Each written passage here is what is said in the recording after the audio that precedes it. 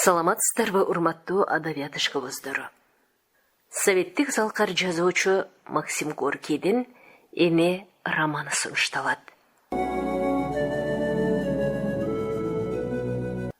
Жумушчулар поселкасынын үстүндө, түтүндүү, сасык май жыттанган абада фабриканын гудогу күн сайын озондогондо чакырыкка элпек өздөрүнүн дене булчуңдарын уктап эс алдырууга үлгүрбөгөн.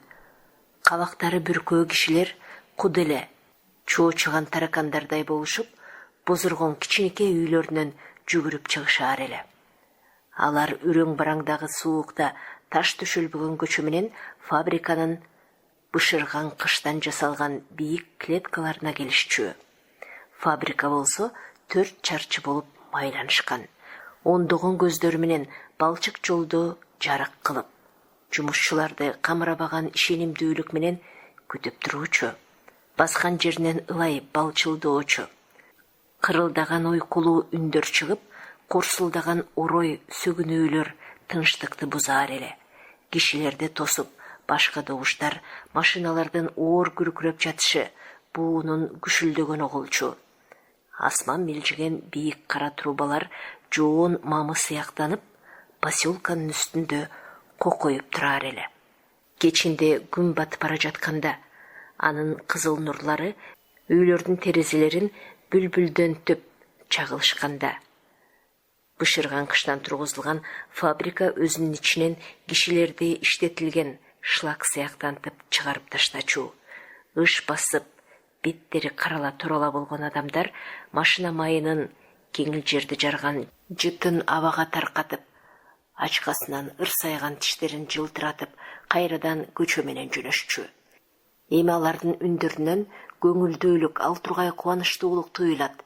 Анткени ал күнкү азаптуу эмгек бүтүп, аларды үйлөрүндө кечки тамак жана эс алуу мүмкүнчүлүгү күтүп турат. Күндү фабрика жутуп койду.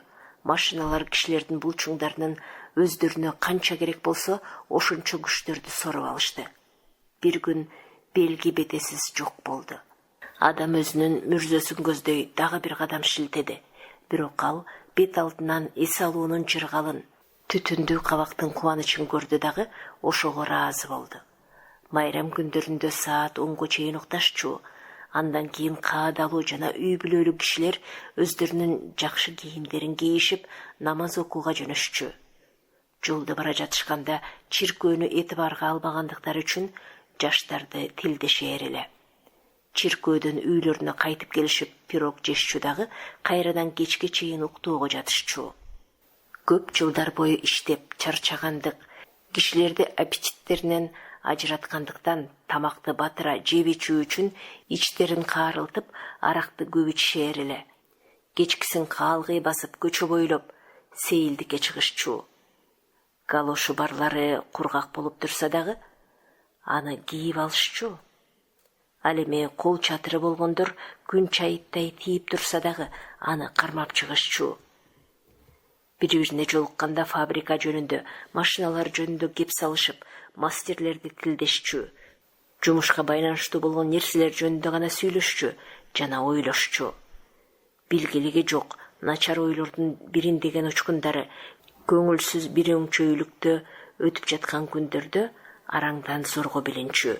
Аялдары менен чатакташа кетишип, аларды көп убакытта колдору ооруганча койгулашчу.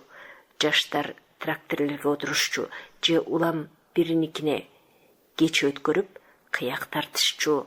Жаман уятырлар дырдашып, бийлешчү, жаман сөздөрдү сүйлөшүп, ичкилик ичишчү. Жумуштан алсырап чарчаган кишилер бат эле мас болуп, бардыгында тең түшүнүксүз, дарттуу кыжырдануу пайда болучу. Ал кыжырдануу бир арга табууну талап кылуучу. Бул тынч кетирген сезимди жоюу үчүн адамдар ар бир мүмкүнчүлүккө бекем жармашып, тыйынга арзыбаган нерсе үчүн кекенип, бири-бирине жырткычтарча кол салышаар эле. Кандуу мушташуулар болчу.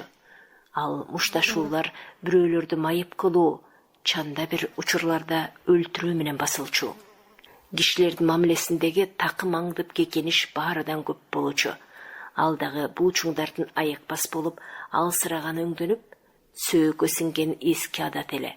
Ата бабаларына мурас болгон бул дарт кишилер туулганда эле кошо илешип түшүүчү жана ал өзүнүн максаты жок ырайымсыздыгы менен жийиркенээрлик болгон бир катар кылык жоруктарга өмүр бою дуушар кылып, кишилерден өлүп көргө киргенче кетчү эмес. Майрамдарда жаштар кийимдерин тыттырып, ылайга жана чаңга булганып, беттерин жардырып, тең туштарын ургандыгына табалап, мактанган болуп, же ызасына чыдабай, жашын чууртуп ыйлап, ачуусу келип, мас болуп шүмүрөйүп, боору ооругандай аянычтуу жана жел мугуздай болуп, ыраңы бузулуп, үйлөрүнө кеч, 7 түндө келишчү. Кээде уландарды үйлөрүнө энелери, аталары алып келишчү. Ата энелер аларды көчөдөгү дубалдын түбүндө жаткан жеринен же эс учун билбей мас болуп кабакта отурган жеринен таап алышып, бук сөздөр менен тилдешчү. Балдарынын ичкилик ылжыратып, жанчып койгон денелерин муштум менен ийлешчү.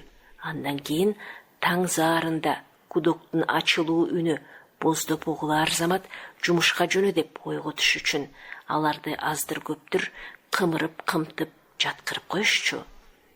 Балдардын аябай тилдеп, катуу урушчу, бирок жаштардын мас болуп мушташканы карыларга толук закондуу адат өңдөнүп көрүнчү. Анткени жаш чагында аталар да ичишчү жана мушташышчу. Аларды дагы энелери жана аталары уруучу.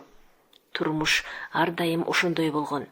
Ал нечен жылдар бою бир калыпта жана кыбылжып, бир гана жакты көздөй киргилденип ага берген жана күн сайын бир ойду ойлоп, бир ишти иштөөнүн не вактан берке бекем адатына бүт байланышкан. Ал эми бул турмушту өзгөртүүнү эч ким каалаган да эмес. Кайсы бир учурларда поселкага кандайдыр башка кишилер келише турган, адегенде аларга чоочун болгондугу үчүн гана көз салышчу. Андан кийин аларга кай жерлерде иштегендиктерин айтып бергенде бир аз көңүл бурушчу.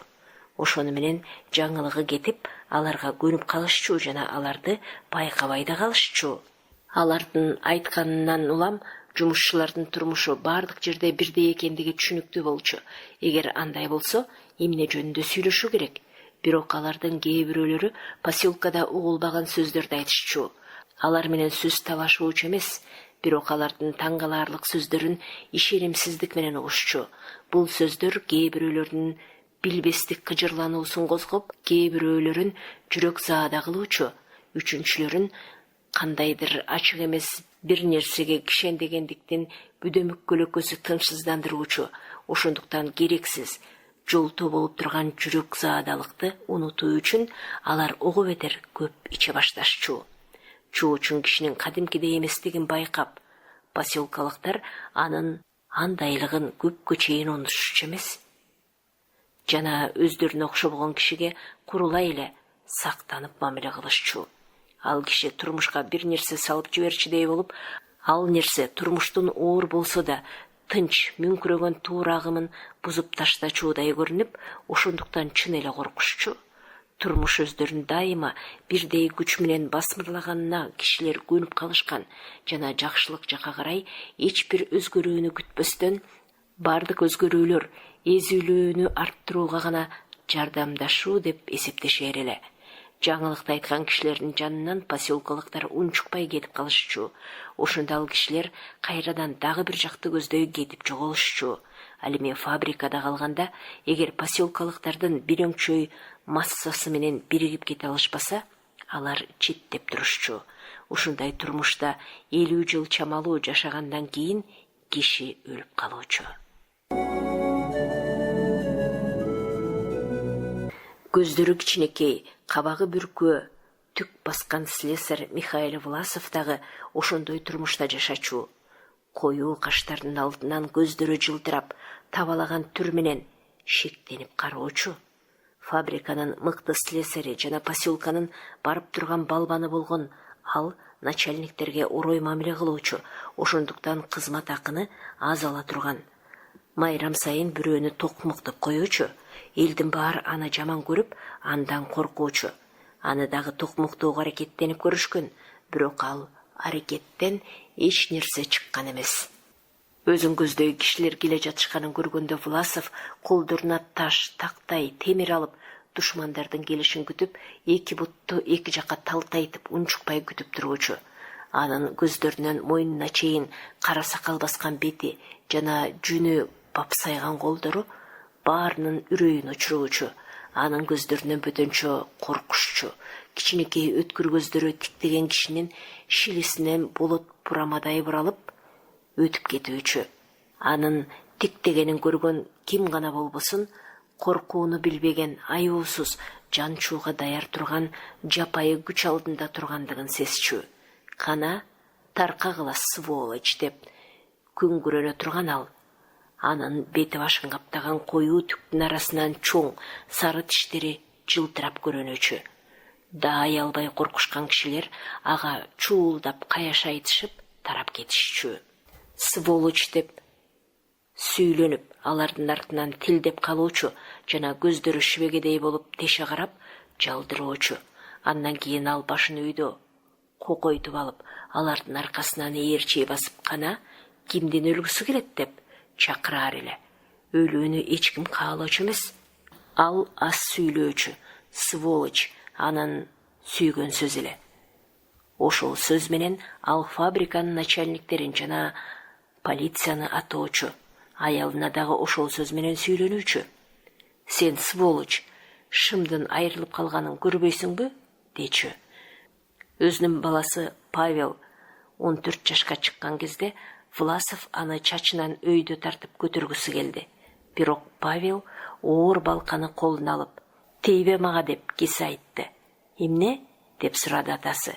Уулунун кайыңдын көлөкөсүндөй болгон узун, ички фигурасын көздөй обдулуп. "Болду", деди Павел. "Мен сага мындан ары жөн туруп бербейм." Ошентип балка менен шилтеп калды. Атасы аны тиктеп түк баскан колдорун аркасына алды дагы күлүп туруп, "Болуптур" деди.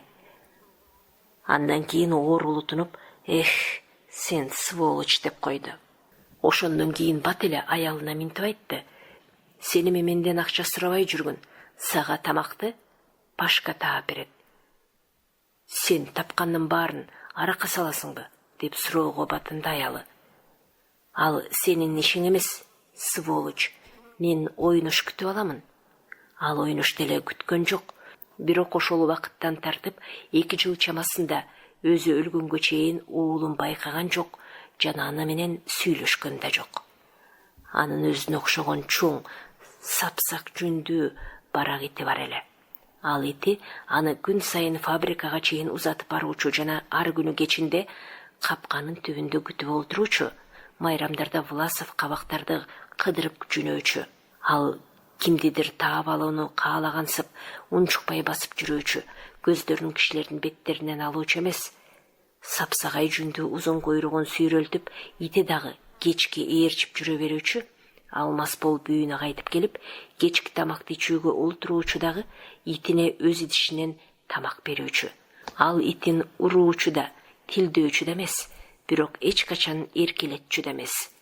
Кечки тамактан кийин эгер аялы өз убагында жыйнап алууга үлгүрбөй калса, идиш аякты столдон шилеп кулатып таштап, алдына бир бутылка аракты коюп коюучу дагы аркасы менен стенага сүйөнүп алып, оозун кере чоң ачып, көздөрүн жуумп, күңгүрөнүп, колдурөнү менен зээнге ийткендей ырды созулонтуп ырдап отураар эле. Жагымсыз, муңдуу озондогон деми анын муруттарын үйлөп, ага жабышкан нандын күкүмдөрүн желпип түшүрүүчү. Слесарь жоон манжалары менен чачын, сакалын жана мурутун сылап коюп ырдай берүүчү.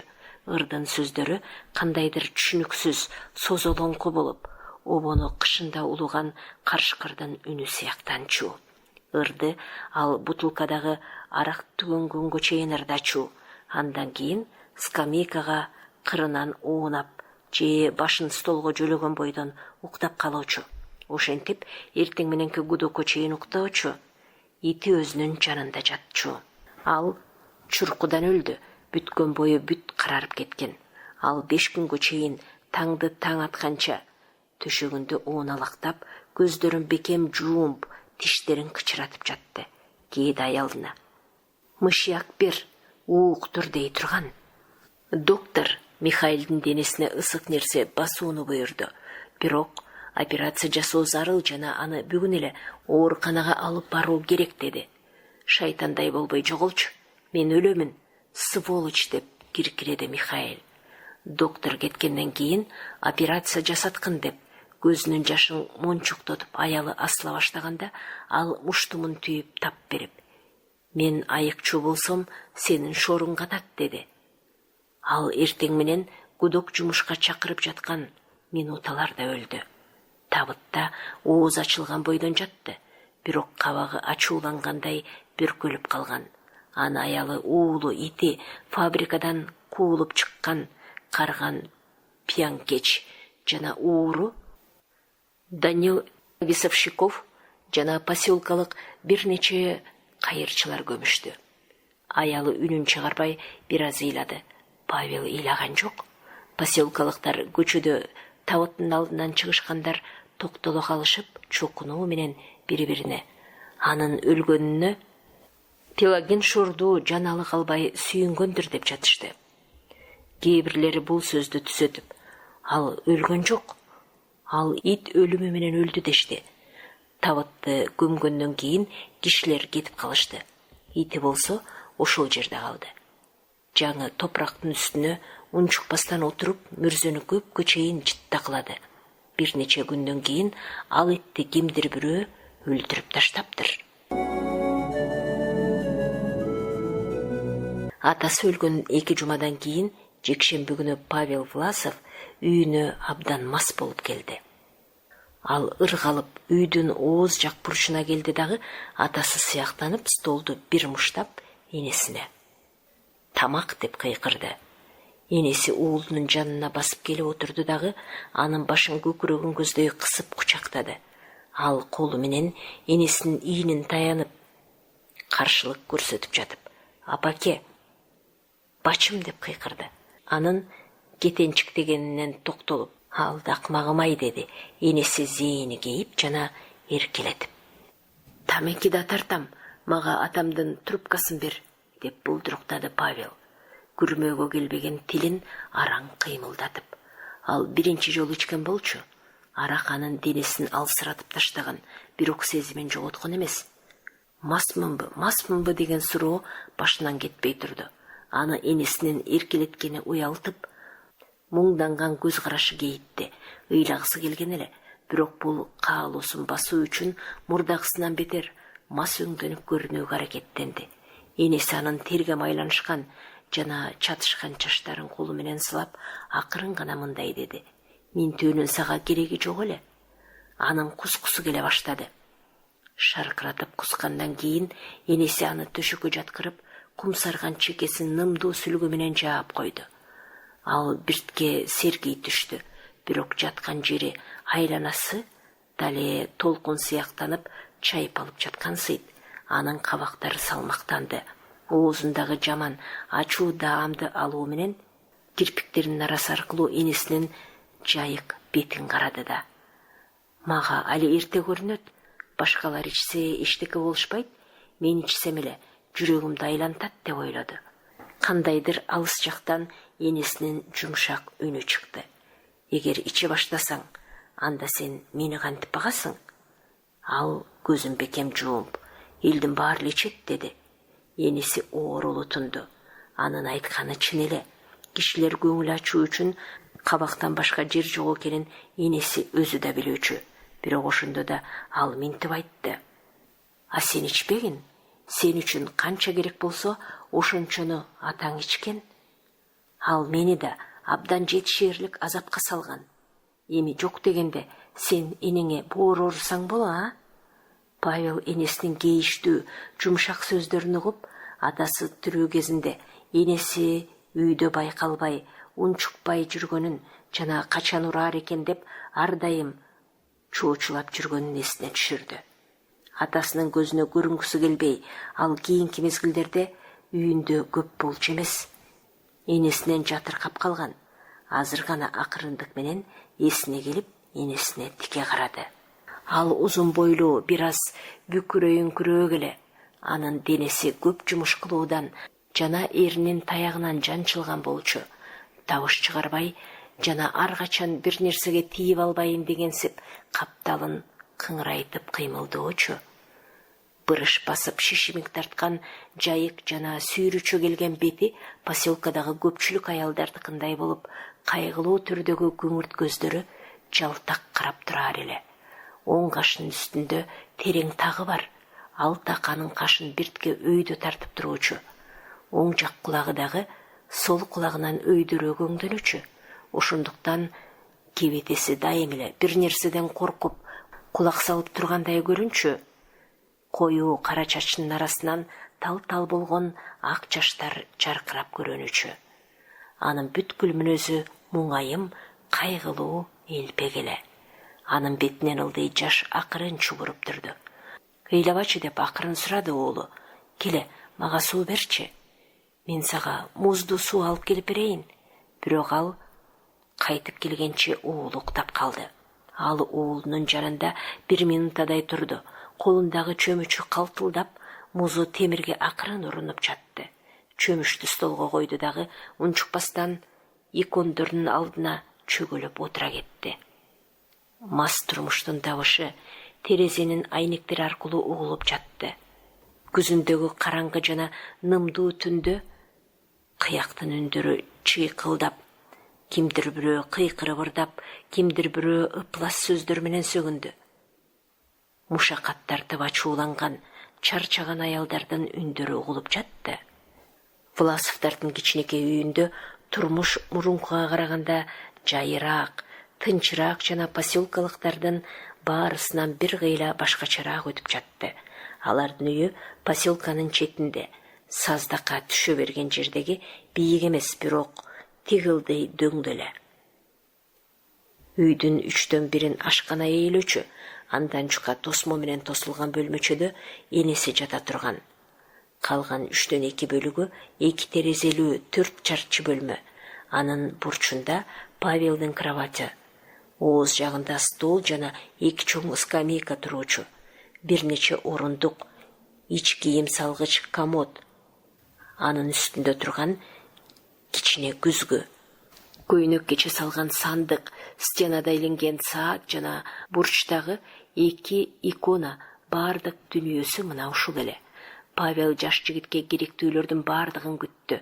Кичинекей кыяк, көкүрөк жагы крахмалданган көйнөк, кубулган кооз галстук, галуш, кооз жасалган таяк сатып алды дагы өзүнө тең туш бардык жигиттерге окшоп калды.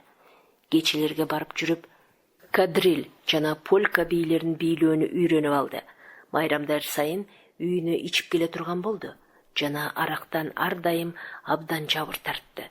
Эртең менен башы ооруп, зарына кыйнап, өңү кумсарып көңүлсүз болуп, шалдырап калуучу. Бир күнү энеси: "Кандай, кече көңүлүң куунак болдуңбу?" деп сурады. Ал кабагын бүркөп, калчылдап жооп берди. "Зеригип кеттим. Мындан көрө балык кармайм, же болбосо мылтык сатып аламын." Ал жан дили менен прогул жасабай же штраф тартпай иштөөчү. Унчукчу эмес, энесинин көзүнө окшогон чоң, көгүлтүр көздөрү нааразы болгондой кароочу. Ал мылтык деле сатып алган жок жана балык деле кармаган жок, бирок ал бардык кишилер жүргөн тапталган жол менен жүрүүдөн көрүнө эле оолактай баштады. Кечелерге сейрек баруучу болду.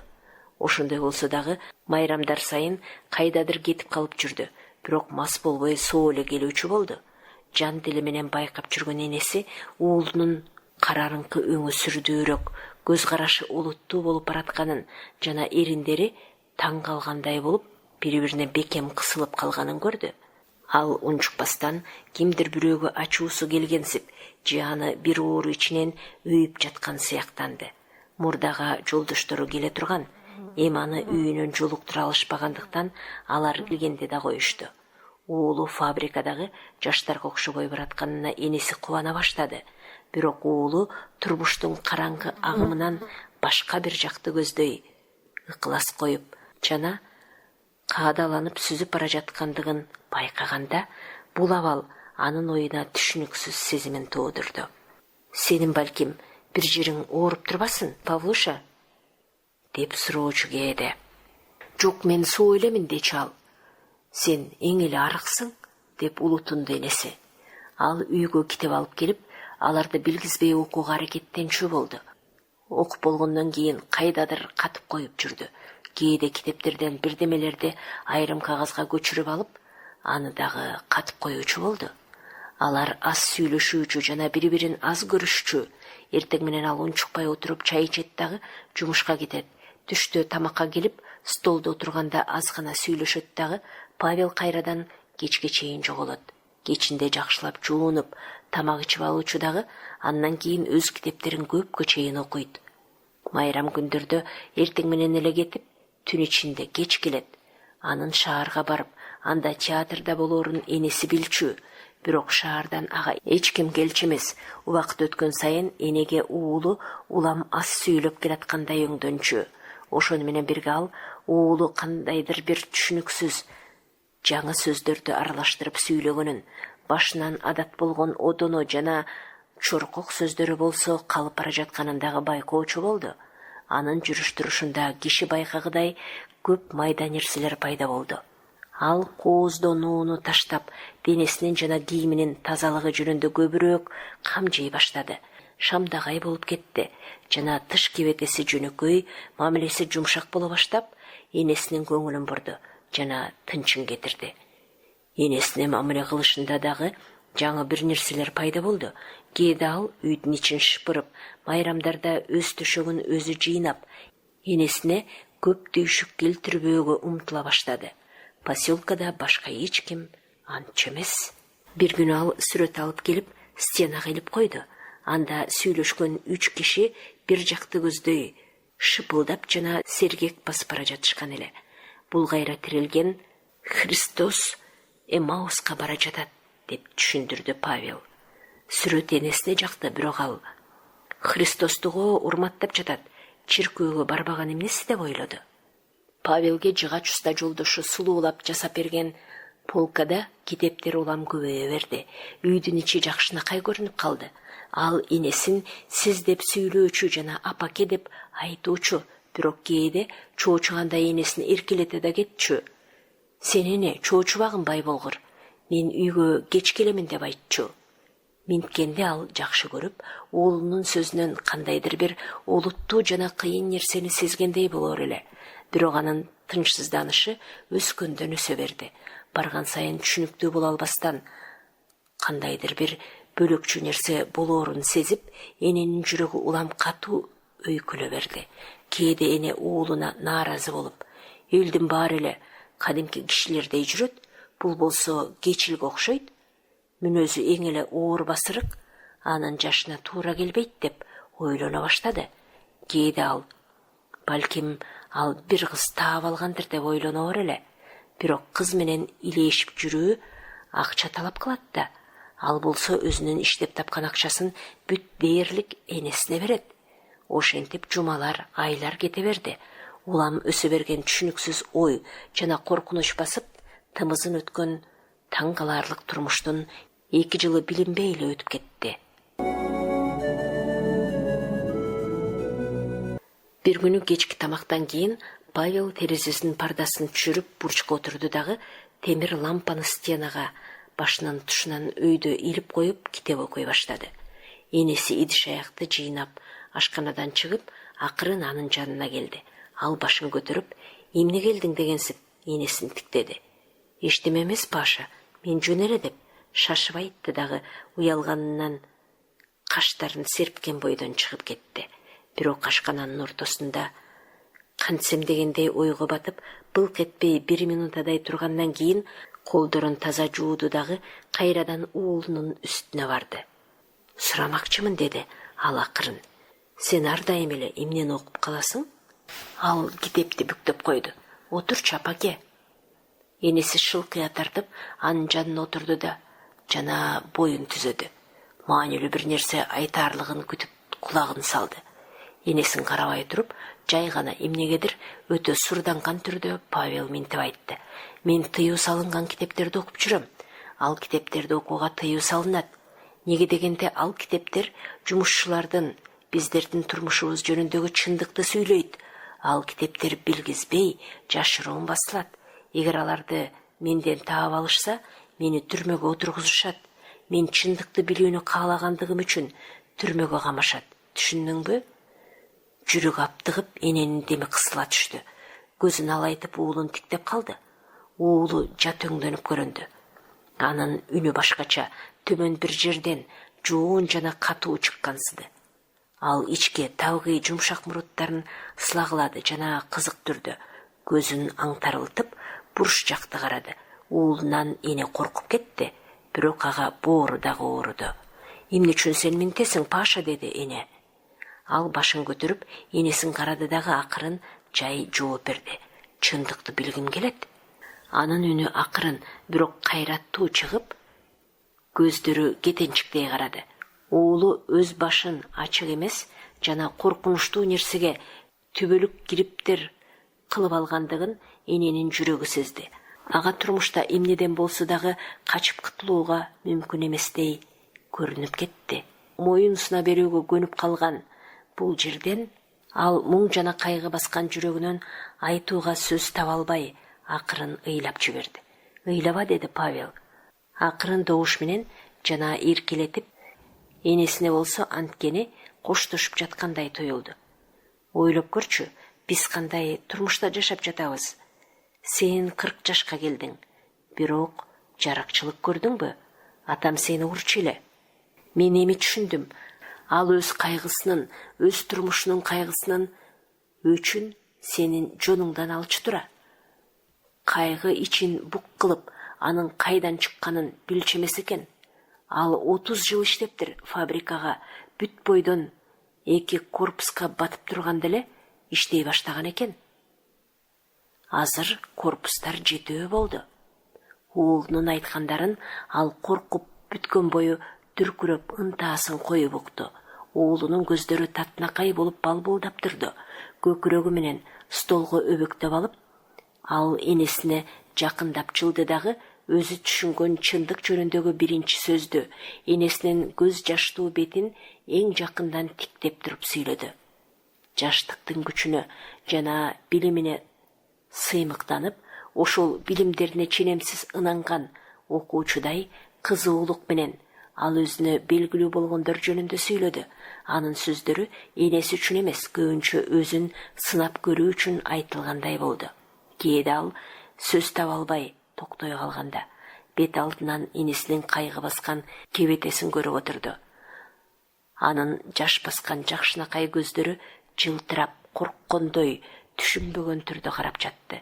Энесине анын боору ооруду. Ал кайрадан энеси жөнүндө, анын турмушу жөнүндө сүйлөй баштады. Кандай жыргалчылыкты көрдүң сен? Деп сурады ал. Өткөн өмүрүңдүн эмнесине мактана аласың?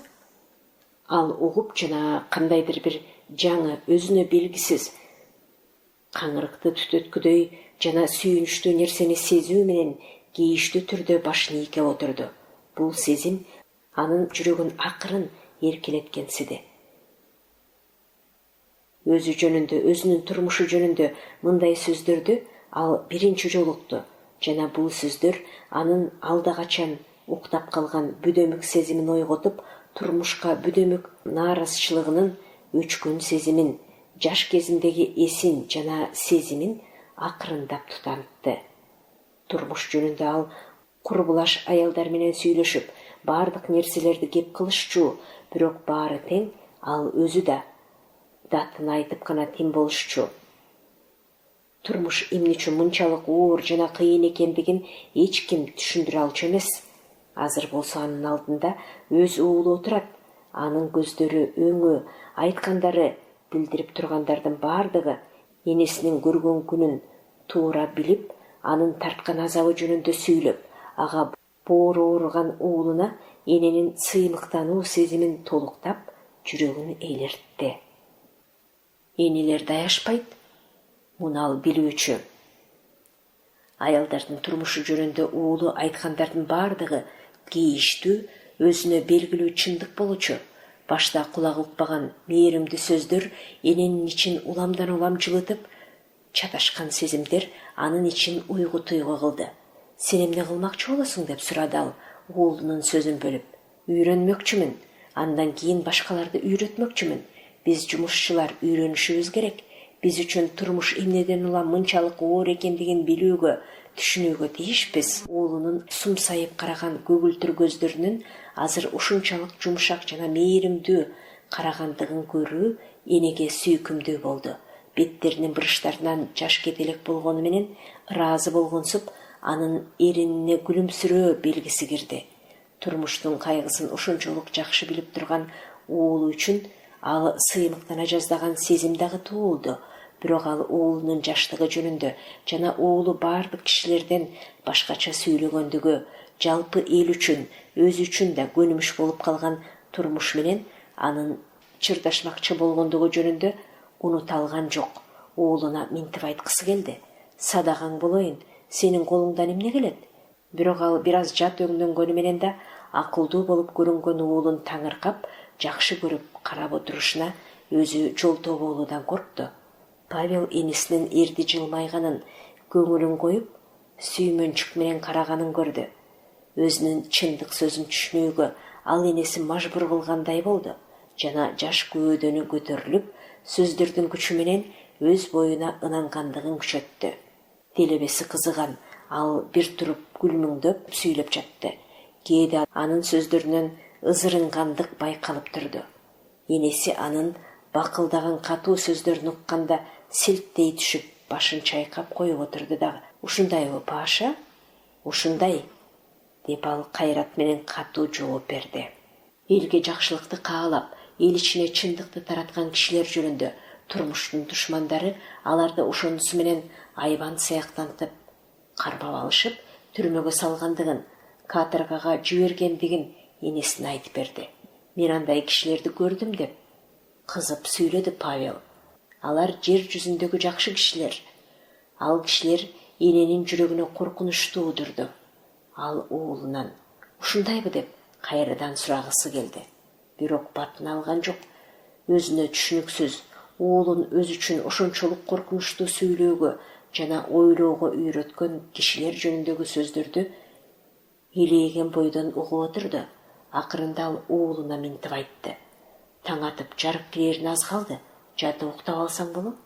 Ооба, мен азыр жатамын деп макул болду дагы энесин көздөй эңкейип. Менин айткандарыма түшүндүңбү деп сурады. Түшүн, улутунуп жооп берди эне. Анын көздөрүнөн жаш кайрадан мунчуктоду. Бышактап туруп, куруйсуң го деди. Павел ордунан туруп, үйдүн ичине ары бери басты дагы, андан кийин мындай деди. Мына эме, сен билесиң, менин эмне кылып, кайда барып жүргөнүмдү. Мен сага бардыгын айтып бердим. Менин сенден суранаарым менеке. Эгер мени жакшы көрсөң, мага жолтоо кылба. Ал энесинин колун кармады дагы бекем кысты. Анын эне деп кызуу түрдө айткан сөзү жана биринчи жолу колун таң каларлык кысышы энеге катуу таасир калды. Мен эч нерсе кылбаймын, деди эне мукактанган добуш менен. Өз башыңды гана сакта, сактангын. Эмнеден сактануу керектигин биле албастан, кейиштүү үнү менен. Сен арыктап эле баратасың, деди эне. Уулунун чымыр, келбеттүү денесин кучактап, эркелетип жал-жал карап, шашылып жана акырын сүйлөдү. Кудайга тапшырдым, каалаганыңдай жашай бер. Мен сага тоскоолдук кылбайм, бир гана нерсени сураймын. Сен кишилер менен байкабастан сүйлөшө бербе. Кишилерден чоочу керек, баары эле бирин-бири көрө алышпайт.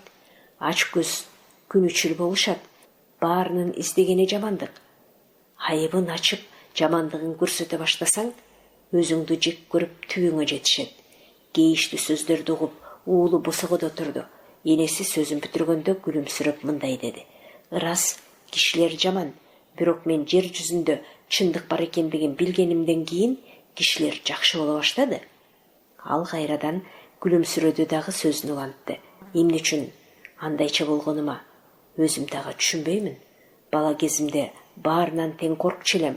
Чоңое баштаганымда кайбирлеринин шерменделиктери үчүн, кайбирлерин Билбейм эмнеге экенин, жөн эле жек көрүүчү болдум. Азыр болсо баары тең мен үчүн башкача болуп калды. Баарына тең боорум ооругандай. Айтор түшүнө албайм, бирок өздөрүнүн жаман аттуулугу үчүн баары тең айыптуу эместигин билгенден кийин жүрөгүм сүйүнө түштү. Өз ичинен бир нерсеге кулак салгандай болуп, ал токтоло калды. Андан кийин салмак менен жана абдан ойлонуп туруп мындай деди: чындык ушинтип ачылып жатат. Эне аны карап акырын гана: сен кооптуу болуп, өзгөрүлүп кеттиң да. А Кудай, деди. Павел жатып уктап калганда энеси төшөгүнөн акырын турду дагы, табышын чыгарбай жанына басып келди. Павел чалкасына жаткан эле. Анын карарыңкы тартып, шимилген жана сүрдүү бети ак жаздыктан даана көрүнүп турду. Колдорун бооруна алып, эне жылаңайлак жалаң көйнөк чомбойдон анын төшөгүнүн жанында турду. Эриндери былкылдап, көзүнүн жашы мончоктоп бир калыпта жана акырын чубура берди. Алар кайрадан сүйлөшпөй калышты. Бирине бири бир чети алыста, бир чети жакында болуп тура башташты. Бир күнү майрамда үйүнөн чыгып бара жатып, Павел энесине мындай деди: ишемби күнү мага шаардан коноктор келишет. Шаарданбы? Деп кайталады дагы, энеси бышактап ыйлап жиберди. Ой, эмнеге ыйлайсың, деди Павел нааразы болуп. Эне алжапкычы менен бетин сүртүп, улутунуп: билбейм, тимеле, деди. Коркуп жатасыңбы? Корком, деп мойнун алды. Ал энесинин бет маңдайына жакындады дагы, ачууланып, куду эле атасынча: биздин баарыбыз ошол коркуудан азап көрүп жүрөбүз. Бизди бийлегендер болсо корккондугубуздан пайдаланышат жана бизди ого бетер коркутушат, деди. Энеси үнүн чыгара муңданып ыйлап: ачууң келбесин, мен коркпогондо кантем? Өмүрүмдүн бардыгы коркунуч менен өттү. Бүткүл өмүрүм коркунучка бөлөнгөн, деди. Павел ачуусун келтирбей акырын мындай деди: сен менин айтканымды кечирип кой, антпесе болбойт. Ошентип коюп кетип да калды. Үйүнө кандайдыр чоочун коркунучтуу кишилер келерин эстеген сайын эси чыгып, 3 күнгө чейин энесинин жүрөгү болкулдап, уулу түшкөн жолду ошолор көрсөткөндүгүн сезип жүрдү.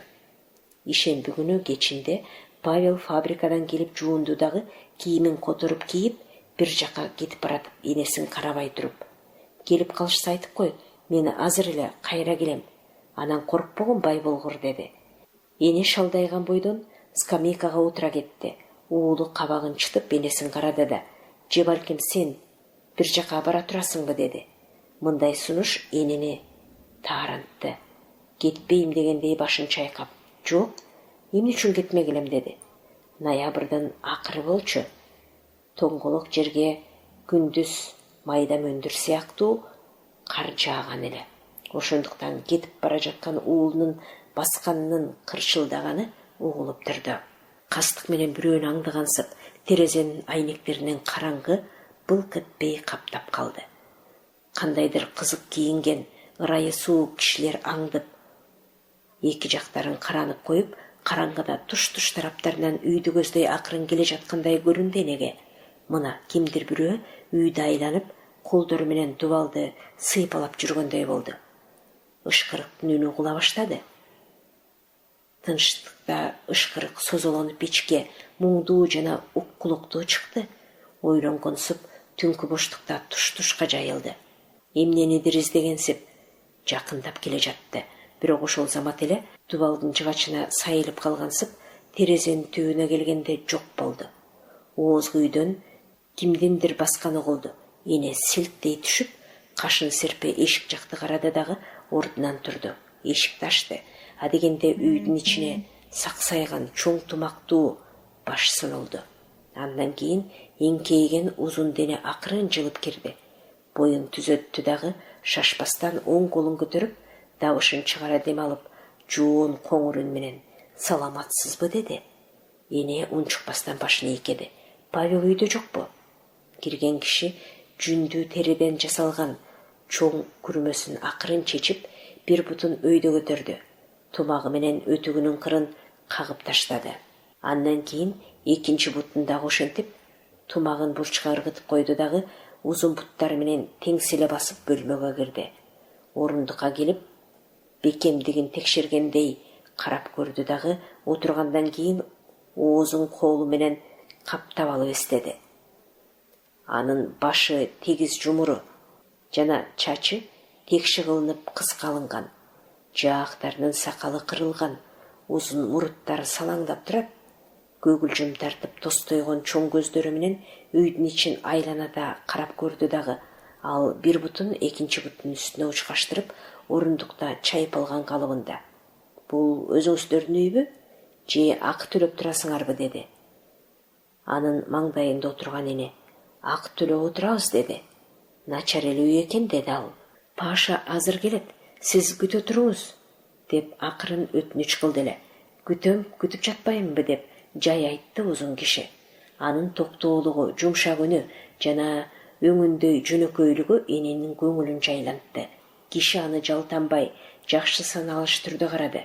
Анын тунук көздөрү көңүлдүү кыбыңдап турду.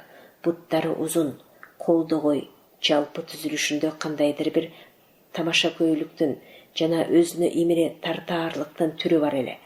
Анын кийгени көк көйнүк жана бак элегин өтүгүнүн кончуна салып кийген кара шым эле. Эне андан ким экенин, кайдан келгенин, уулун качантан бери билээрлигин сурагысы келди. Бирок ал бүткөн боюн бүт теңселтти дагы энеден өзү минтип сурап калды. Сиздин чекеңизди ким жарган, энеке? Ал эркелеткенсип көздөрүн айкын күлүңдөтүп сурады. Бирок бул суроо аялды залантты. Ал эрдин кымтып, унчукпай туруп, салкын кичпейилдик менен: "Апей бутум, анда сиздин эмне жумушуңуз бар?" деди. Ал энени көздөй бүткүл денеси менен обдулуп мындай деди: "Ал эмнеңиз? Сиздин ачууңуз келбесин. Мени багып алган энимдин башы да так эле сиздикине окшош жарык болгондуктан сурадым. Анын башын өтүкчү эри кеп жыгач менен жара коюптур. Энем кир жуугуч, эри өтүкчү болчу. Ал мени бала кылып багып алгандан кийин өз башына чоң азап кылып, ал аракешти бир жерден таап алыптыр. Сизге чынымды айтайын, энемди ал аябай урчу. Коркконуман жаным чыга жаздачу." Анын сыр жашырбаган ачыктыгынан эне өзүнүн ачуусу таркагандай сезип, бул апенди чалыш немеге ырайымдуу жооп бербегендиги үчүн Павел ачууланып жүрбөсүн деп ойлоду. Күнөөлүү болгондой күлүмсүрөп, ал минтип айтты: "Мен ачууланганым жок. Анан калса, сиз эң эле сабырсыз сурап салдыңыз. Бул мага абышкамдын көрсөткөн сыйы, ырахматы болсун. Сиз татар эмессизби?" Ал киши буттарын сурок эткизип алып, абдан күлүмсүрөдү эле, кулактары шилисин көздөй жылып токтоду. Анан ал томсоруп туруп минтти: "Азырынча татар эмесмин. Сиздин сүйлөгөнүңүз орустук эместей?" деп күлүмсүрөдү эне, анын тамаша кылганын түшүнүп. "Сүйлөгөнүм орустукунан жакшы" деп кубангандай башын ийкеди мейман. "Мен Кахолмун, Киев шаарынанмын. Бул жерде көптөн берисизби?" "Бир жыл чамалуу шаарда турдум. Азыр силердин фабрикага келгемин. 1 ай болуп калды. Бул жерден жакшы кишилерди таап алдым. Сиздин уулуңузду жана башкаларын таптым. Эми ушул жерге турам", деди ал мурутун сылап. Ал энеге жагып калды.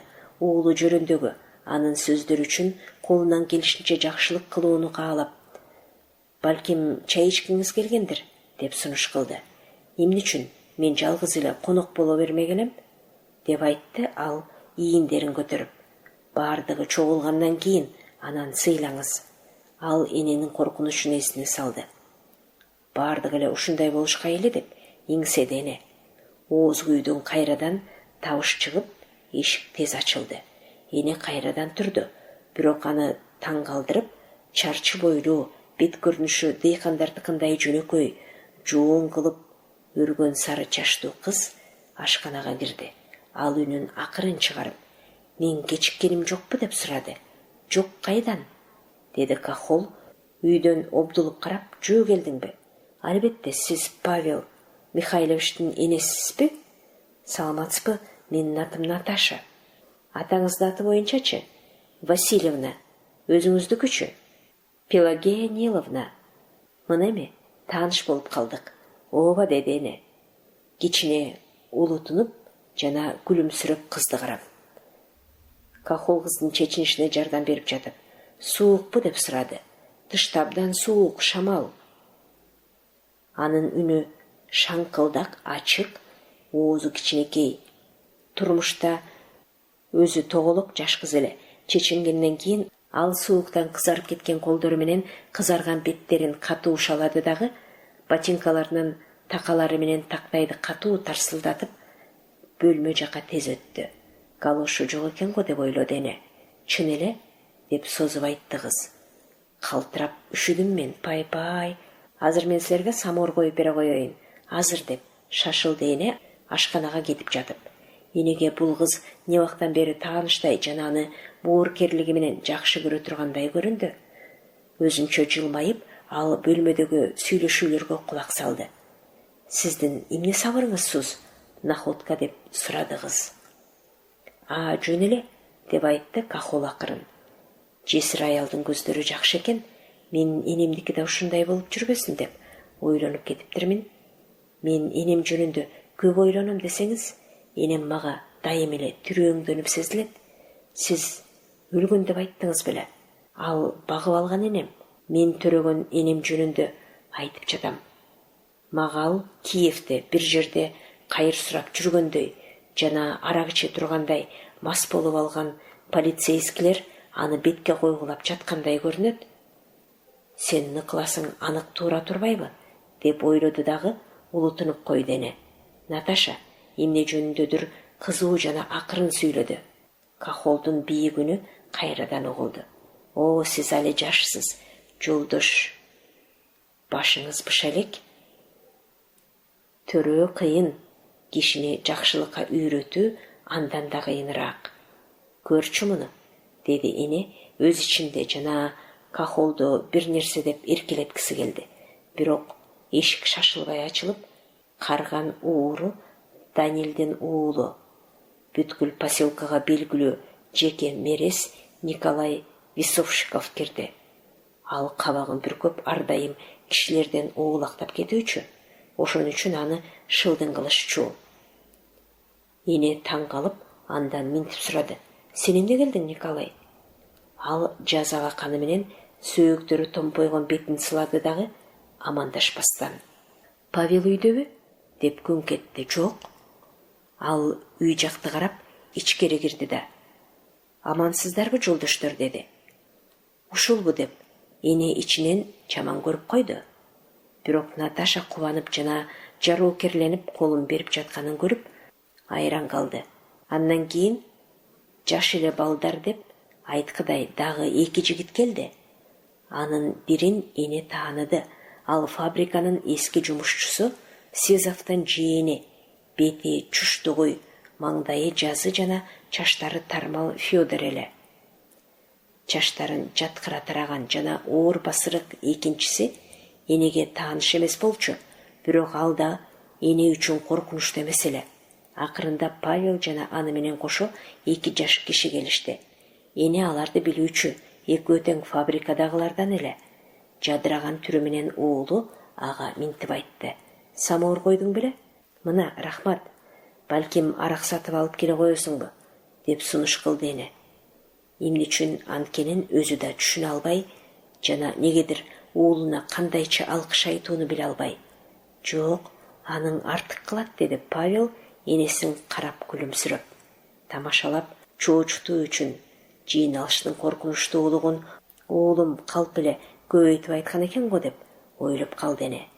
Тыюу салынган кишилер эле ушуларбы, деп сурады ал акырын. Так ушулар, деп айтты Павел төркү бөлмөгө өтүп баратып. Ой, сен десе, деп эркелете сүйлөп калды да уулунун артынан өз ичинен болсо да бала эле бойдон, деп ойлоду. Самоор кайнады. Эне аны үйгө алып кирди. Тегерек тартып коноктор бири-бирине чукул отурушкан эле.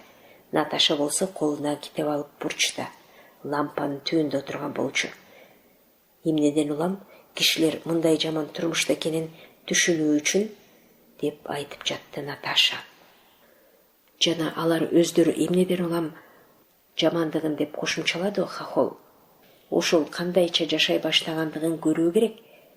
Көргүлө, садагасылар, көргүлө, деп кобурады эне чайды демдеп жатып. Баары тең унчукпай калышты. Сизге эмне болду, энеке, деп сурады Павел кабактарын чытып. Менби? Деп өйдө карап алды ал. Жана бардыгы аны карап калганын көрүп уялган бойдон. Мен жөн эле өзүмчө эле көргүлө деп койдум деп түшүндүрдү. Наташа күлүп жиберди. Павел дагы бырс этип күлдү. Хохол болсо, чай бергениңизге рахмат, энеке, деди.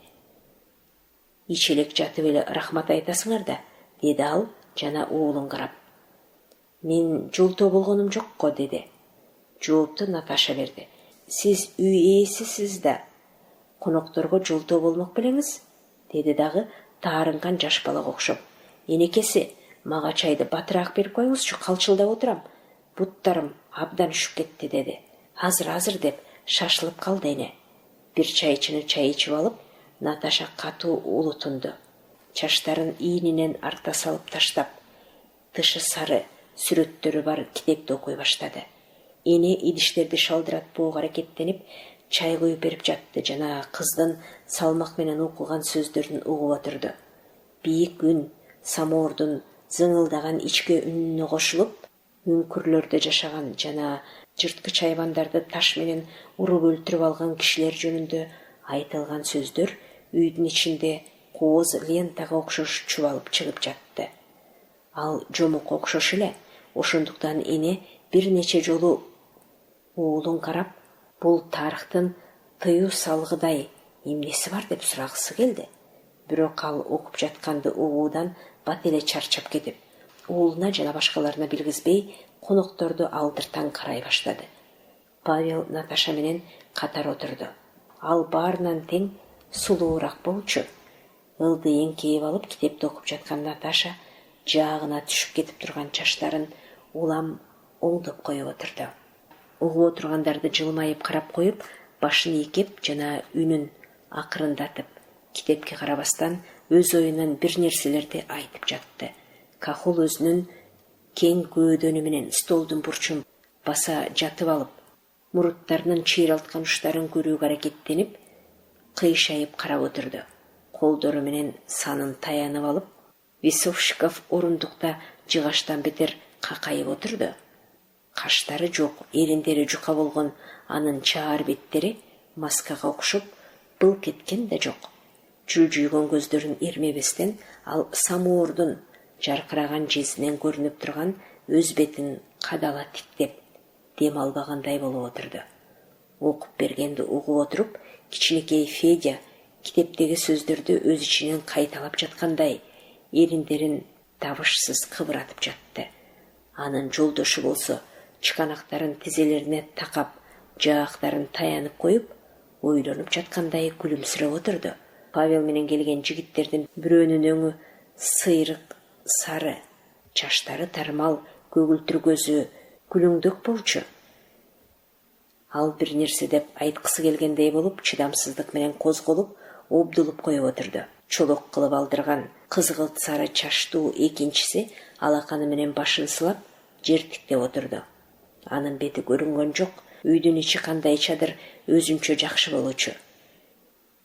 Өзүнө көрүнбөгөн ошол өзгөчөлүктү эне сезип турду жана Наташанын быдыраган үнү астында өзүнүн жаш кезинде бака-шака менен өткөргөн кечелерин, ар дайым эле күйгөн аракчыттанган жигиттердин одоно сөздөрүн, алардын уятсыз тамашаларын эстеп олтурду. Эстегенде өзүнө өзү боор урган сезими жүрөгүн акырын сырпылдатты. Өлгөнлөрүнүн кыйнаганы эсине түшүп кетти. Кечелердин биринде ал аны оозго караңгы үйгө камап алып, денесинин бүт салмагы менен дубалга кысып туруп, курсулдап жана ачуусу менен мага тиесиңби деген эле. Кыздын эти ооруп ызаланган, жигит болсо анын Эмчектерин оорута мыкчып, мурдун бышылдатып, ысык жана нымдуу демин кыздын бетине каптаган болчу. Кыз анын колунан чыга качууга умтулуп, туура жака жулунган эле. Кайда? Сен жооп бергениң бол деп күркүрөгөн ал. Уятынан жана ызасынан деми кысталып, кыз унчуккан эмес. Кимдир бирөө ооз күйдүн эшигин ачканда. Ал аны шашпастан кое берип, жекшемби күнү жуучу жиберем деген болчу. Жуучуну дагы жиберген эле. Эне көзүн жуумп оор улутунду. Мен кишилердин кандай жашагандыгын эмес, кандай жашоо керектигин билишим керек деп үйдөн Бесовщиковдун нааразыланган үнү чыкты. Так ошол керек деп кубаттады анын айтканын сыйрык сары. Мен макул эмесмин деп кыйкырды Федя. Талаш чыгып кетти. Күйүп жаткан жалынга окшоп сөздөр уу-дуу болду. Эмне жөнүндө кыйкырышып жаткандыктарын эне түшүнгөн жок. Кызыгандыктан баарынын тең беттери кызарып чыкты. Бирок эч кимиси ызырынган жок, энеге белгилүү жаман сөздөр да айтылган жок. Кыздан уялып жатышат деп ойлоду эне. Бул жигиттер өздөрүнүн баласынан бетер баардыгын тең көңүл коюп байкап отурган Наташанын оор басырык түрүн ал жактырды. Токтой туруңуздар, жолдоштор, деди Наташа. Алардын баары тең басылып Наташаны карашты. Биз баардыгын тең билүүгө тийишпиз дегендердин ою туура. Караңгы кишилер бизди көрсүн үчүн биз өзүбүз акылдуулуктун шамы менен жарык кылышыбыз керек. Биз баардык нерсеге калыс жана туура жооп беришибиз керек. Бүткүл чындыкты, бүткүл калпты билүү керек. Хохол угуп жана анын сөздөрүн ээрчип башын ийкеп отурду. Бесовщиков болсо сыйрык сары жана Павел ээрчитип келген фабрикада иштөөчү үчөө бири-бирине жанаша туруп турушту жана эмнегедир энеге жаккан жок. Наташа басылганда Павел ордунан туруп салмак менен минтип сурады. Биз жалаң гана ток болууну каалап отурабызбы? Жок, деп жооп берди ал өзүнө өзү. Тегил үчөөнү мостое карап. Биз баарын тең көрүп билип турганыбызды, келесоо эместигибизди, айбан эместигибизди, жеп ичүүнү гана каалабастан киши сыяктанып жашоону каалай турганыбызды өзүбүздүн мойнубузга минип алып, көзүбүздү каптап отургандарга көрсөтүүгө тийишпиз. Алар бизге таңуулаган каторгалык турмуш, акыл жагынан биздин алар менен теңелишибизге жана ал тургай алардан жогору болушубузга тоскоолдук кылбастыгын биз душмандарыбызга көрсөтүүгө тийишпиз. Анын айткандарын угуп, эненин сыймыгы ичине батпай, уулум ушунчалык жатык сүйлөйт экен деп отурду. Карыны токтоор аз эмес, адилеттер жок, деди Хохол. Келечектеги чыныгы жакшы турмушту көздөй биз ушул чириген турмуштун сазы аркылуу кичине көпүрө курууга тийишпиз. Биздин иш мына ушул, жолдоштор. Ачык кармашуучу кез келди. Шылтоону көбөйтүп, кечиктире берүү болбойт, деп өзүнчө күңкүлдөдү Бесовщиков. Алар тарап кете баштаганда түн ортосунан ооп калган эле. Биринчи болуп Бесовщиков жана сыйрык сары кетти. Энеге ал дагы эле жаккан жок. Көрчү булардын шашканын, деп ойлоду эне. Сүйүңкүрөбөй коштошуп жатып. Сиз мени жеткирип коесузбу? Находка, деп сурады Наташа. Ананчы, деди Хохол. Наташа ашканада кийинип жатканда ага эне мындай деди. Азыркы мезгил үчүн байпагыңыз жук экен. Сиз уруксаат этсеңиз, мен жүндөн токуп берейинби? Рахмат, Пелагая Ниловна. Жүн байпактар бутумду сайгылап жиберет, деп күлдү Наташа. Мен сизге сайгылабагандай кылып токуп берем, деди Власовна. Наташа аны көздөрүн биртке жүлжүйтүп карады. Антип тиктегендиктен эне корунуп уялгансып кетти. Сиз менин кеңкелестигимди кечирип коюңуз. Мен ак ниетим менен эле айттым, деп акырын айтты эне. Сиз алтындай адам экенсиз, деди. Наташа дагы акырын айтып эненин колун ылдам кысты. Кош болуңуз, энеке, деп эненин көзүн тиктеп туруп айтты дагы Хохол Наташанын артынан оозгу үйгө чыкты. Эне уулун карады. Ал төркүйдүн эшигинде күлүмсүрөп турган болчу. Сен эмне күлөсүң деп уялыңкырап сурады эне. Анчейин өзүмчө кубанып жатам. Албетте мен карымын жана дөдөймүн, бирок жакшы ишке мен дагы түшүнөм, деди ал биртке ызаланып. Мына, ушуның жакшы эмеспи, деди уулу. Сиз жатсаңыз боло, убакыт бай эле болгон.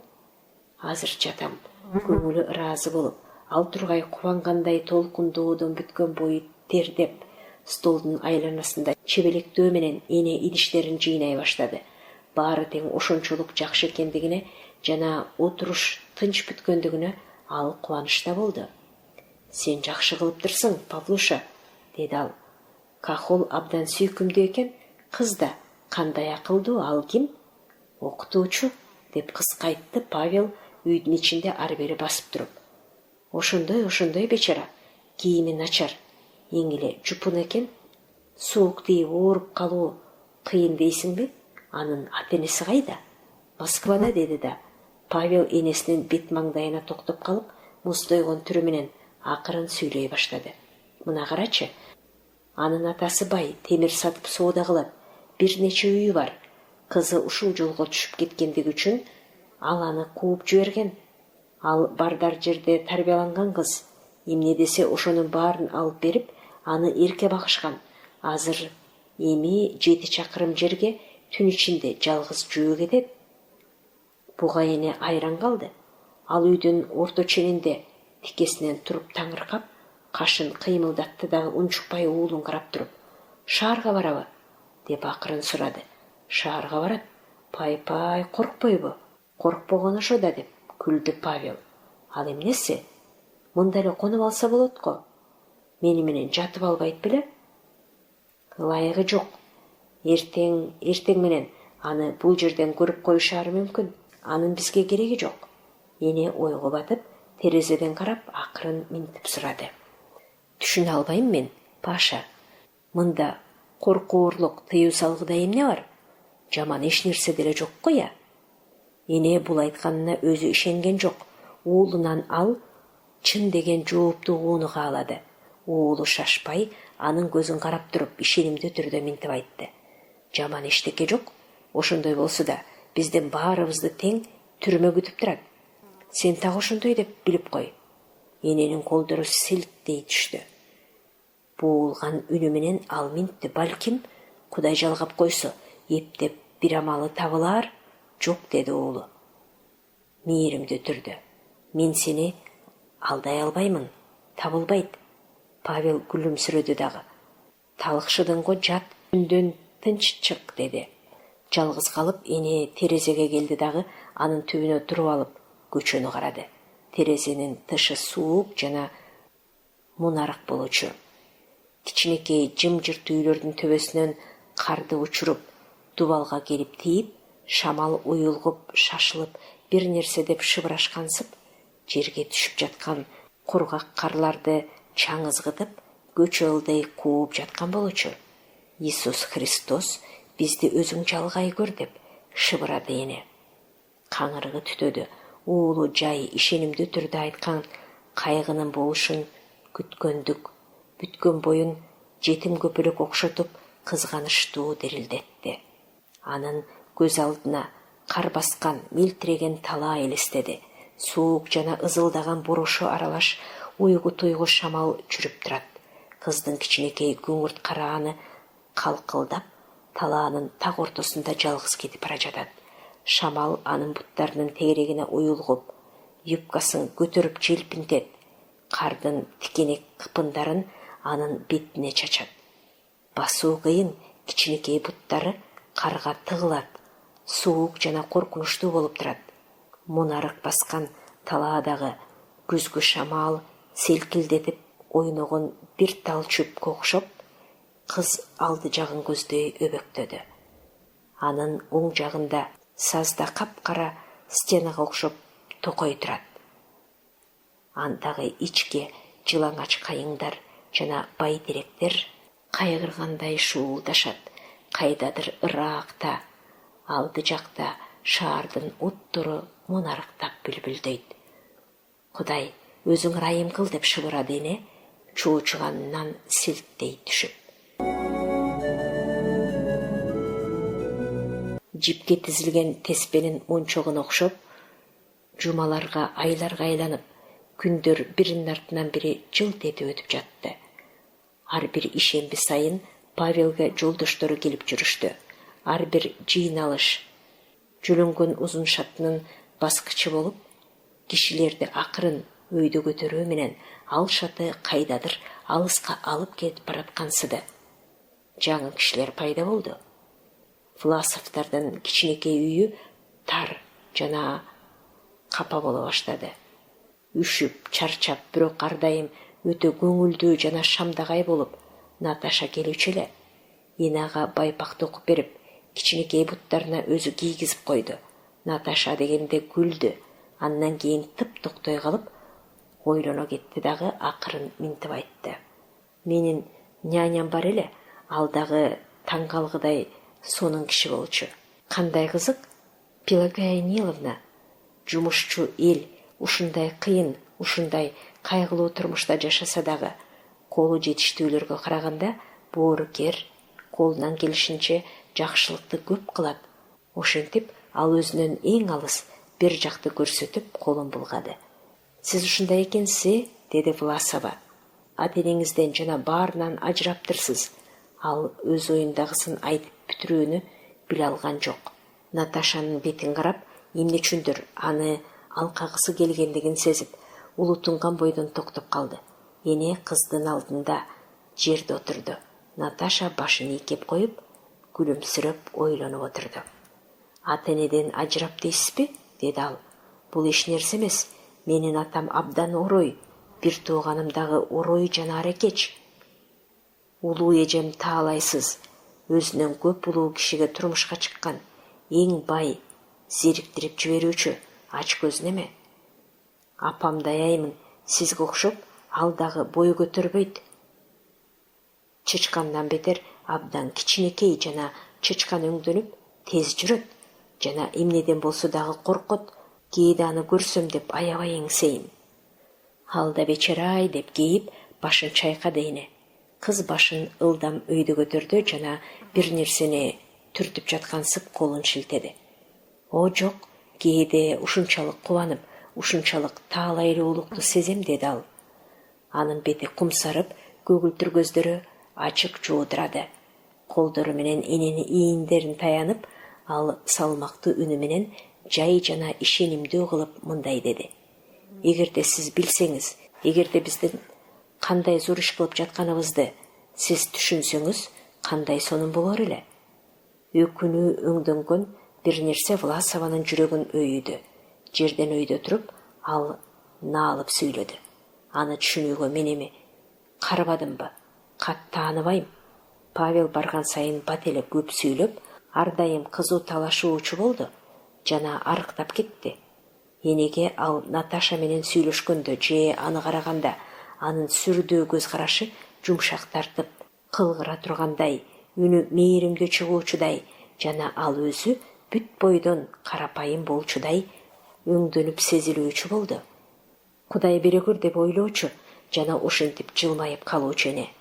Ар дайым жыйналыштагы талаш тартыштар артыкча кызуу жана дуулдаган түргө айлана баштаганда эле Кахол ордунан турду дагы коңгуроонун тилине окшоп чайпалып туруп, өзүнүн колдураган бийик үнү менен кандайдыр бир жөнөкөй жана жакшы сөздү сүйлөп коюучу.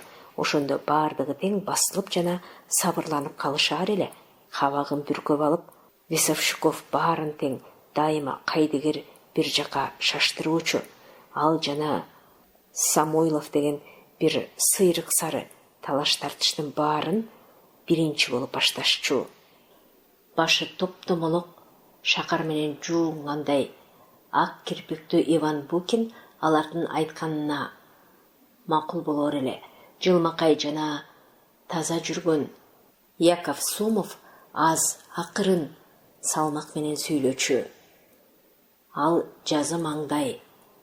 Федя Мазин талашка чыкканда дайыма Павел менен Кахол жагында болушаар эле. Кээде Наташанын ордуна шаардан Николай Иванович деген кайдагы бир алыскы губернияда туулуп өскөн кичинекей сары сакалдуу көз айнекчен киши келүүчү. Ал өзгөчө о тамкасын көп аралаштырып сүйлөр эле. Ал жалпысынан эле кандайдыр бир жердин түбүнөн келгендей неме болчу. Ал жөнөкөй нерселер жөнүндө, үй бүлөнүн турмушу жөнүндө, балдар жөнүндө, соода жөнүндө, полиция жөнүндө, эгиндин жана эттин наркы жөнүндө, кишилердин күндүлүк турмушундагы баардык нерселер жөнүндө кеп салуучу. Ал баардык нерседен тең боемочулук, бирөөгө тузак тарткандык, кандайдыр эси жоктук, кээде күлкү келтиргендей неме. Ар дайым кишилерге ачыктан ачык пайдасы жок нерсе бар экенин айкындай коёр эле. Энеге ал кандайдыр бир алыстан башка падышанын элинен келгенсип, анда баары тең адал эмгек менен жана оңойлуктан күн көрө тургансып. Бул жерде болсо ага баардыгы жат болгонсуп, бул турмушка ал көнө албай, зарыл нерсе катарында аны кабыл ала албай жаткансып. Ал ага жакпагандай жана баарын тең өз билишинче акырындап, өжөрлүк менен кайра курууну ал каалап жаткансып көрүнүүчү. Анын өңү саргычыраак, көздөрүнүн айланасында туш-тушка кеткен бырыштардын ички издери бар, үнү бийик эмес, колдору ар дайым жылуу болчу. Власова менен амандашканда ал анын колун карылуу колу менен бүт кыса турган жана ошондой кол алышуудан кийин эненин көңүлү сергип, жайлана түшөр эле. Шаардан дагы кишилер келишчү, кубарган арык чырай, көздөрү бадырайган узун бойлуу, келишимдүү кыз баарынан көп келер эле. Аны Сашенька деп чакырышчу. Анын басканында жана кыймылында кандайдыр бир эркектердикиндей көрүнүш бар эле. Ал коюу, кара каштарын ачуулангандай чытып коюучу. Сүйлөгөндө болсо түптүз мурдунун жука тануулору дердеңдеп турар эле. Сашенька биринчи болуп катуу жана кескин түрдө «Биз социалисттербиз» деп айтты. Бул сөздү эне укканда коркконунан унча калбай кыздын бетин карап калды. Ал социалисттер падышаны өлтүрүшүптүр деп уккан. Ал эненин жаш күндөрүндө болгон. Ал кезде дыйкандарды бошоткондугу үчүн падышадан өч алууну каалап, аны өлтүргөнгө чейин өздөрүнүн чачтарын алдырбоого помещиктер каргыш кылышыптыр. Ошон үчүн аларды социалисттер деп аташыптыр деп айтышчу. Ошондуктан өзүнүн оолу жана анын жолдоштору эмне үчүн социалисттер болгондугун эне азыр түшүнө албай койду. Баары тең тарап кеткенден кийин ал Павелден минтип сурады. «Павлуша, сен социалистсиңби?» «Ооба, эмне экен?» деди ал, энесинин алдында тикесинен туруп, адатынча тике жана чечкиндүүлүк менен. Эне ооролутунду дагы жерди карап туруп. «Ушундайбы, Павлуша?» деп сурады. Алар падышага каршы болуп, бирөөнү өлтүрүшпөдү беле? Павел үйдүн ичинде ары-бери басты, колу менен бетин сылап күлдү да. «Бизге мындай кылуунун кереги жок» деди. Үнүн акырын чыгарып, атайлап ал энесине көпкө чейин бир нерселерди айтып жатты. Эне болсо аны тиктеп туруп. «Бул эч кандай жамандык иш болбойт. Антүү мунун колунан келбейт» деп ойлонду. Андан кийин коркунучтуу сөз улам кайталана баштады. Анын мизи мокоп, өзүнө түшүнүксүз ондогон башка сөздөр сыяктанып, кулагына үйүр алып калды. Бирок ага Сашенька жаккан жок. Ал келгенде эне окчундап, өзүн кысылгандай сезип жүрдү. Бир күнү ал нааразы болгонсуп, эриндерин кымтып туруп Кахолго: «Эмнегедир Сашенька эң эле кырс экен. Сиз антүүгө да тийишсиз, сиз минтүүгө да тийишсиз» деп эле буйрук кылат деди. Кахол каткырып күлдү. «Туура айтасыз. Энеке, сиз так эле өзүн таптыңыз». «Я, Павел», деди да, энеге көзүн кысып, кымыңдатып. «Дворянство» деди. Павел күлбөстөн туруп. «Ал жакшы киши» деди. «Аның туура» деди Кахол. «Бирок милдетин билбейт. Биз болсок билүүнү каалайбыз жана биле алабыз». Алар түшүнүксүз бир нерсе жөнүндө талаша кетишти. Сашенька Павелге өтө катуу мамиле кыларлыгын, кээде алага кыйкырып сүйлөөрлүгүн дагы эне байкады. Павел күлүп, унчукчу эмес жана мурда Наташаны карагандай кыздын бетин мээримдүүлүк менен карап коюучу. Энеге мунусу жаккан жок. Туруп эле баарынын тең ынтымактуу түрдө күлүп, кубана кеткендиктерине эне кээде таң калчу. Андай кубаныч дайыма чет өлкөлүктөрдөгү жумушчу элдер жөнүндө газеталардан кабар окуган кечилерде болчу. Ошондо баарынын тең көздөрү күлүңдөп, баары тең таң каларлык болуп, баладан бетер сүйүнүп калышчу, кубанганынан шаңкылдап күлүшчү, бирин бири ийинге чапкылап эркелетишчү. Азамат немец жолдоштор деп кимдир бирөө өзүнүн кубанычына мас болгондой кыйкырып да жиберишчү. Жашасын Италиянын жумушчулары деп дагы кыйкырышты дагы бир жолу. Бул кыйкырыктарды кандайдыр бир алыс жака, өздөрүн билбеген жана тилдерине түшүнө албай турган досторуна жиберишчү. Өздөрүнө көрүнбөгөн кишилер алардын кубанычтуу кыйкырыгын угушаарына жана түшүнүшөөрүнө ынанган сыяктуу болушчу. Бардыгын кучагына алган толук сүйүү сезими менен Кахол көздөрүн күлүңдөтө сүйлөдү. Аларга жазып жиберсе жакшы болор эле, я. Россияда өздөрүнүн достору жашап тургандыктарын, бул достор алар менен бирдин экендигин, бирдей максатты көздөгөн кишилер жашап, жеңишине кубана тургандыктарын алар билсин үчүн жазып жиберсе болор эле. Бардыгы тең кыялга чумкуп, беттерин күлүңдөтүү менен француздар, англичандар жана шведтер жөрүндө өздөрүнүн достору, урматтай турган жакын кишилери, алар кубанса кубанып, кейисе кейичү кишилери катарында көпкө чейин сүйлөшүп отурушту. Тар бөлмөнүн ичинде бүткүл жер бетиндеги жумушчулардын духовный бир туугандыгынын сезими туулду. Бул сезим энени дагы толкундантып, бир сезимге бириктирди. Бул ага түшүнүксүз болгон менен да делебени кызытаарлык жана туулук ынанымдуу, жаш жана кубанычтуу күчү менен аны эргитти. Силер кандайсыңар, деди эне бир жолу Кахолго. Баары эле армяндар деле, еврейлер деле, австралиялыктар деле силерге жолдош, баардыгы үчүн кайгырып да, кубанып да каласыңар. Баардыгы үчүн, энеке, баардыгы үчүн, деди Кахол. Биз үчүн улут жок, урук да жок, жолдоштор гана, душмандар гана бар. Жумушчулардын баардыгы биздин жолдоштор, байлардын баардыгы, өкмөттөрдүн баардыгы биздин душмандар. Жер бетине жакшылап көз жүгүрткөндө, биз жумушчулар көп экенин көрүп, өзүбүз канчалык күчтүү көтөрүп жүргөнүбүздү билгенде, биздин жүрөктү ошончолук шаттык каптап, улуу майрам болгондой ичибиз кыймылдап кетет. Турмушту карап көргөндө, француз жана немец да так ошондой сезет энеке. Итальянец дагы ошондой сүйүнөт. Биздин баарыбыз бир эненин балдарыбыз. Жер бетиндеги баардык өлкөлөрдүн жумушчу элдеринин бир туугандыгы жеңилбейт деген пикирдебиз. Ал пикир бизге жылуулук дем берет. Ал адилеттиктин асманындагы күн. Ал асман ким гана болсо да, өзүн кандай гана деп атаса да, жумушчунун жүрөгүндө турат. Социалист дух жагынан дайыма, бүгүн да, эртең да жана түбөлүккө кылымдар бою биздин бир тууганыбыз. Бул баланыкындай, бирок бекем ишеним алардын арасында улам көп туулуп, өзүнүн кубаттуу күчүнө тартып, улам жогорулай жана өсө берди. Ага эненин көзү жеткенде, өзүнө көрүнөрлүк асмандагы күнгө окшогон бир улуу жана жарык нерсе дүйнө жүзүндө чын эле пайда болоорун эрксизден сезди. Ырды көп ырдоочу болушту. Бардыгы белгилүү жөнөкөй ырларды үндү созолонтуп катуу жана көңүлдүү ырдашчу, бирок кээде жаңы, кандайдыр бөтөнчө уйкалышкан, бирок көңүлсүз жана обону кадимкидей эмес ырларды ырдашчу. Аларды үндү акырын чыгарып, так эле чиркөөдө ырдаган өңдөнүп, олуттуу ырдашчу.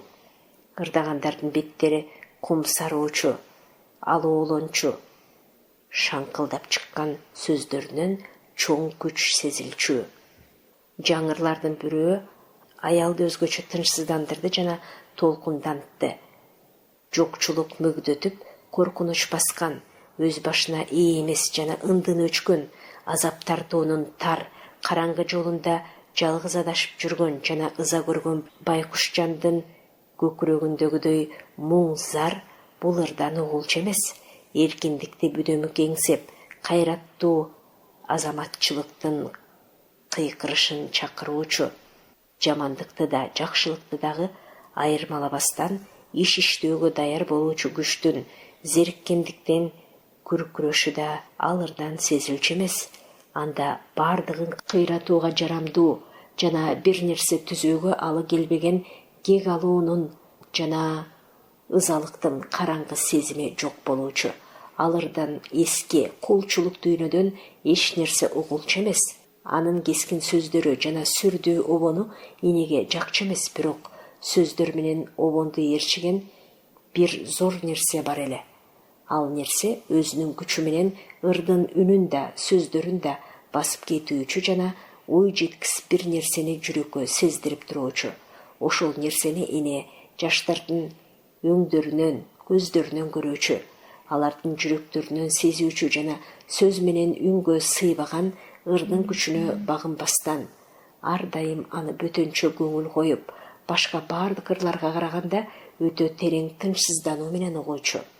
Бул ырды башка ырлардан акырын ырдашчу, бирок ал баарынан күчтүү угулуучу жана март айынын күнүндөгү жаркыраган жаздын биринчи күнүндөгү абага окшоп кишилерди өзүнө тартуучу. Муну биз көчөдө ырдай турган убакыт жетти, деди Весовщиков кабагын чытып. Атасы кайрадан дагы бир неме уурдап түрмөгө түшүп калганда Николай жолдошторуна токтоолук менен: «Эми меникине чогулууга болот», деди. Жумуштан кийин ар түнү дээрлик Павелдикине жолдошторунун бири отураар эле. Бети башындагы жууп алууга үлгүрбөстөн алар окуп отурушчу. Дыкаттуулук менен китептен бир нерселерди көчүрүп алышчу. Китепти колдорунан түшүрбөй отуруп тамак жеп жана чай ичишет. Жана алардын сүйлөшкөндөрү барган сайын энеге түшүнүксүз болуп кетти. Бизге газета керек деп Павел көп айта турган болду. Турмуш шашылыш жана карбаластап өтө баштады. Аарылар бир гүлдөн экинчи гүлгө секирип конгондой, кишилер бир китептен экинчи китепке улам тез өтүүчү болушту. Биз жөнүндө кеп кылып жүрүшөт, деди бир күнү Весовщиков. Биздин ойронубуз бат эле чыгууга тийиш, торго чалына тургандыктан бөдөнө да, деди Кахол. Энеге ал улам жага берди. Ал аны Ненька деп атаганда, бул сөз эненин беттерин баланыкындай жумшак кол менен сылагандай болор эле. Жекшемби күндөрдө эгер Павелдин колу бошобой калса, ал оттун жарып берүүчү. Бир күнү ал ийнине арта салып тактай ала келди дагы балтаны алып коридордо чирип калган бир баскычты тез эле жакшы кылып алмаштыра койду. Дагы бир күнү эч кимге билинбестен бузулган дубалды оңдой салды. Иштегенде ал ышкырып жүрүүчү, ышкырыгы угумдуу, муңдуу боло турган. Бир күнү эне уулуна минтти. Кахолду нахлебник кылып алалы. Экөөңө тең эле жакшы болот, бириңе бириң жүгүрүп жүрбөйсүңөр. Сиз өзүңүздү кысылтып эмне кыласыз, деди Павел ийин күйүшүп. Мына эмесе, билбестен өмүр бою кысылып жүрдүм. Эми жакшы киши үчүн кысылсам эмне болот эле? Өз билгениңизди кылыңыз, деди уулу. Ал көчүп келсе, мен кубанычта эле болом. Ошентип Кахол алардын үстүнө келди. Сиздер советтик классик жазуучу Максим Горкийдин «Эне» романын угуп жатасыздар. Чыгарманын уландысы кийинки чыгарылышта окуган Кипариса Сурахманова.